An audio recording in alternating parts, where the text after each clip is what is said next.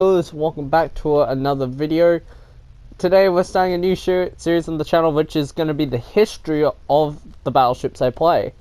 And we're going to be starting this off with the Colorado class.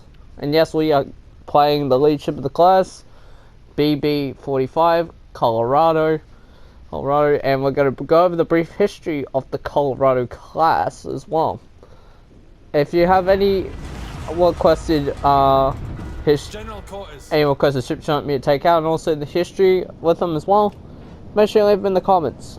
I'll be more than happy to do a bit of history on it, but I will be doing a brief explanation in another video, but this is only going to be a bit of the history because I'm obviously playing with the controller. So first, the Colorado class, sometimes known as the Maryland class. Sometimes, like if you're in Great Britain, like the people in Great Britain at the time, the first ship completed would be the lead ship of the class. But if you're obviously in the US, the first ship authorized is the lead ship of the class, and the US battleships are in numerical order.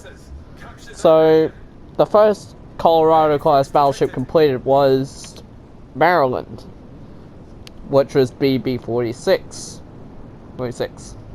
Colorado was a bit delayed in construction because she was actually getting constructed at the I'm pretty sure the New York Naval Shipyard. I could be wrong, and I'm pretty sure Maryland was being constructed in Philadelphia.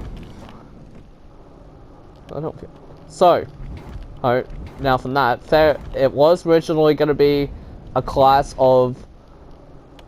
There was going to be a class of 4 battleships: Colorado, Maryland, Washington, and West Virginia. So, essentially, when the Washington Naval Treaty was ratified, they had called one of the ships to be scrapped. So, they managed to save both Colorado and West Virginia from being scrapped. Because West Virginia was far along into construction, she was actually saved from being scrapped. But as for Washington, she was actually not completely scrapped when the US chose to expand her bomb tests to just see how effective the armor was. And the results ended up coming back as it was very effective against the 14-inch guns, but not so much the 15 and the 16-inch guns. Torpedoes to starboard. Such as when that New Mexico touched me. That is a very good example. Like the Colorado has a very good belt armor. Enemy destroyers.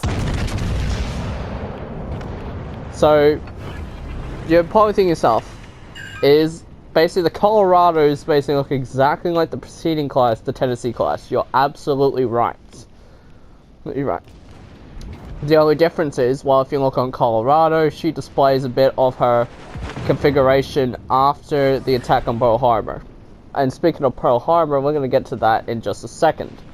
So basically, Colorado was the only Pacific battleship that was not caught in Pearl Harbor, but she was getting her blisters added. But as for her 2 sister ships, Maryland and West Virginia, they were caught up in Pearl Harbor. Maryland already got her blisters added. West Virginia was scheduled to get her blisters added, but due to the attack on Pearl Harbor, basically they ended up getting West Virginia looking like a completely brand new battleship after her modernization, which I'll get to in a bit. So, essentially, West Virginia was basically very, very lightly damaged. So it was easy to salvage her when she, basically, after the various holes in that had been patched, essentially, she just floated back up to the surface on an even keel. So, after when she got refloated, she ended up being towed down to where she got refitted for, which I'm pretty sure was home modernization. Basically, if you look at California, for instance, California, basically West Virginia had the same modernization as what California got. Problem solved, sir.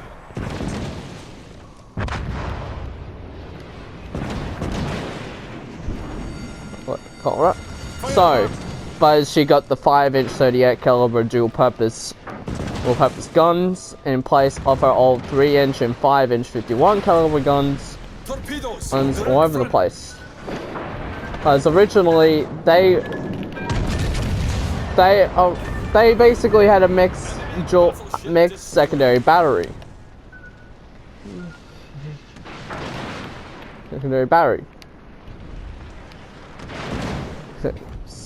This was changed at the wartime, but however, when Maryland was hit, she didn't get the same modernization of what her sister ship West Virginia got. She still maintained her same configuration. Like, basically, Maryland looked the same as Colorado, so the aft cage mash was cut down to free up the space for the anti-aircraft armament. Main turret critically damaged.